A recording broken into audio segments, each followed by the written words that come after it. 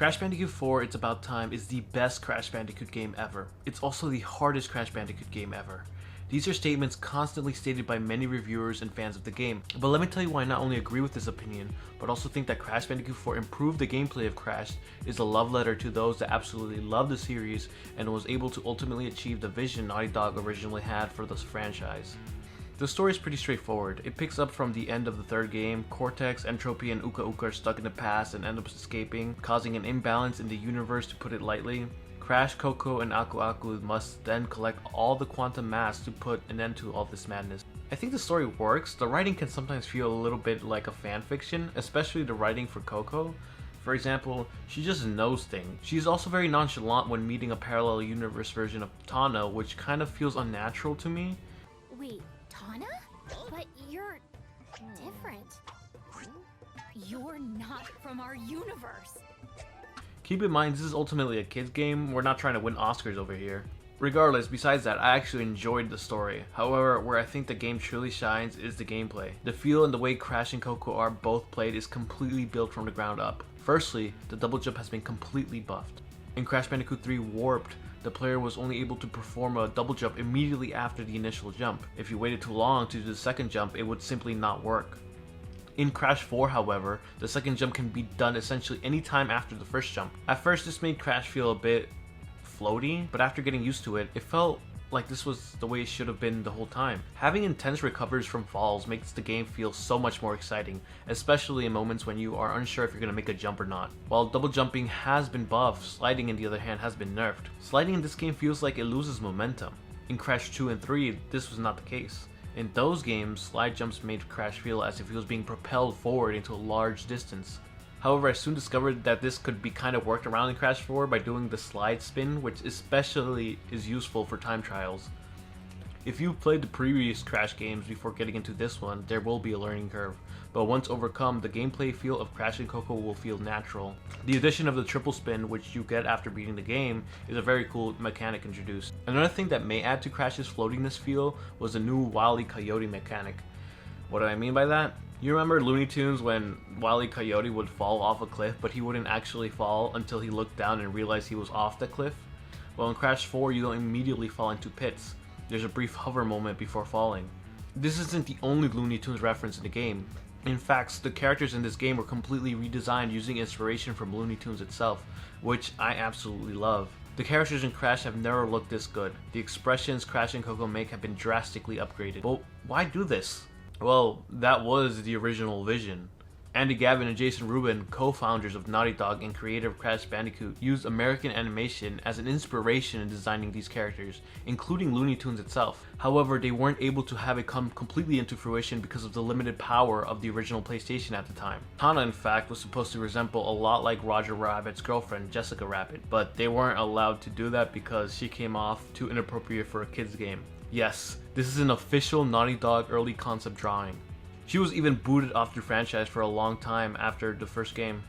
On top of character designs, the world, or worlds, of this game are absolutely stunning. The colors, the environments, the diversity of environments are all absolutely beautiful. There are levels that are pirate themed, Mardi Gras festival themed, Mad Max themed, like punk apocalyptic themed.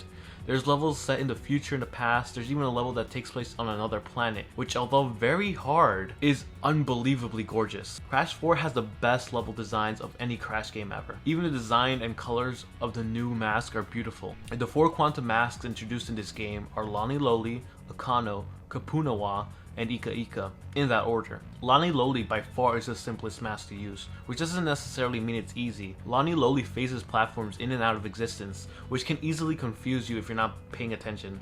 I have phased out of platforms I was standing on many times because I wasn't paying attention. Also, can I say I absolutely love the fact that the voices of both Grim and Billy from the Grim Adventures of Billy and Mandy are both together in something again. It's super hilarious hearing them talk to each other.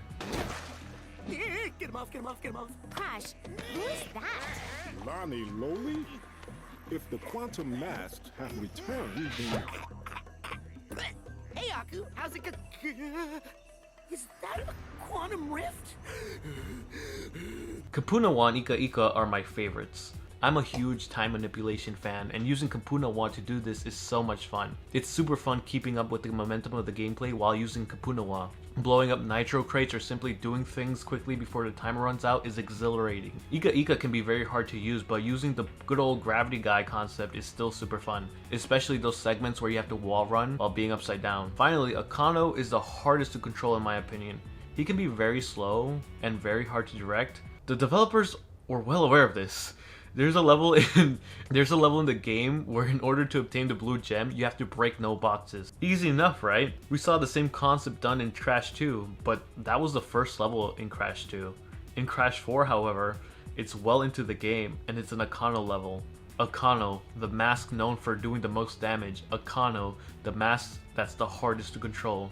Oh, and Aku Aku, of course. The Aku Aku theme is still a banger. This time he spins around you, which I had no problem with. My only complaint about Aku Aku though is that I feel like there wasn't enough of him in the game. By that I mean within cutscenes. I feel like he's a big part of the team, and it kinda sucked when he was missing within cutscenes. His absence also didn't make any sense story-wise because he was a part of the adventure with them. I guess they did this because it would have looked crowded having all these masks together all at once. In fact, the only time they were all indeed together is at the end of the game. In many cases, the difficulty in this game was made to test veteran Crash players. It's moderately difficult if you're just trying to get the game done, but even then, unlike the first 3 games, you have enemies that are actually aiming long-range weapons to your head instead of just swinging a sword around in the specific pattern. Another thing to mention is that they added 2 ways to play.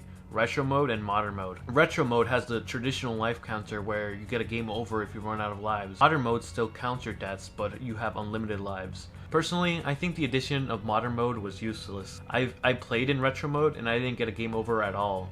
This isn't necessarily because I'm good, but actually because farming lives and collecting Wumpa Fruits is much easier in this game. Unlike previous games, Wumpa Fruit goes to you after breaking a crate, which is such a lifesaver. Literally. But again, this mechanic doesn't mean the game is easy. The game is very hard. I thought the Cortex levels were hard, especially compared to Tana and Dingodile. The Cortex levels are puzzle based and my man's got no hops. Look at him. What is that? He even has a Wile E. Coyote mechanic of his own, which is much longer than Crash and Coco's.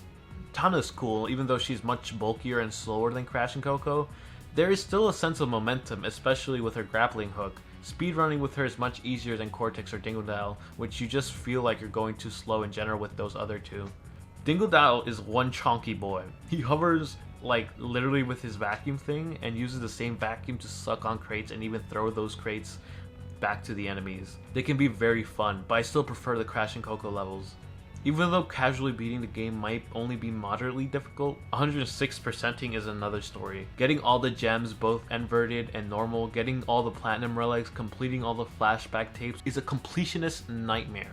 Don't even get me started with the insanely perfect relics, which you get by breaking all the crates and not dying at all. The rewards of doing these things, however, are definitely worth it. You unlock a secret ending, which I guess you can just watch it on YouTube if you want. But you unlock various skins. Some of these skins have hilarious names. Mother Clucker, Persona. This game is jokes. There's even a Willy the Wombat skin, which I haven't unlocked while writing the script, and is a reference hardcore fans would get. The Easter eggs don't stop there though. There's a fake Crash Easter egg, there's an evil Twins from Twinsanity Easter egg, there's a Wrath of Cortex Easter egg, there's 2 Crunch Easter eggs, on the fridge in the first level and another in the flashback tape, and there's so many in the level Offbeat, including Spyro, Pinstripe, Skylanders, Purra, Fake Crash again, and even Ripperoo. Oxide is even in this game as a cameo. But out of all the Easter eggs, my absolutely favorite one is the acknowledgement of the Woah meme.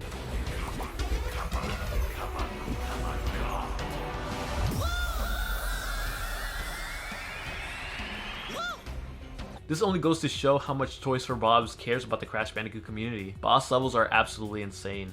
The boss levels include Engine, Embryo, Neocortex, and the Entropies, and Neocortex again. Oh, and also Louis, or Louise, if you count him. The Engine boss is amazing, which when I first played it, I knew this was different from prior Crash games. It's so fast-paced and really tests your platform skills. I love the Metal Concert theme, and I also like how there was a timer when you had to attack him. The timer really forced you to quickly make a decision on when to use Lonnie Loli. The Embryo boss is probably my least favorite because it was the easiest in my opinion. He became the big green Hulk guy again, like he did in the first game, which I thought was cool, but I'm a bit confused. Why are they fighting Embryo? I thought he became good. At the end of Crash 2, he helps us blow up Cortex's spaceship. And from what I remember, he's not in the third game at all. Is this a plot hole? I have no idea what's going on here. Anyways, Cortex's first boss battle literally made me scream. I was incredibly impressed by how hard it was. The projectiles, the platform pits, the tornado things, he really did send them all at once and it was amazing. It was truly a test of skill and a level I think experienced Crash players will love. The entropy boss was cool. I like how the style of each boss is faithful to the style of the boss they're first introduced in. Embryo turns into a big green monster again, Engine and Cortex controlling a big machine, Entropy has us go to him using moving platforms again, like he did in the third game.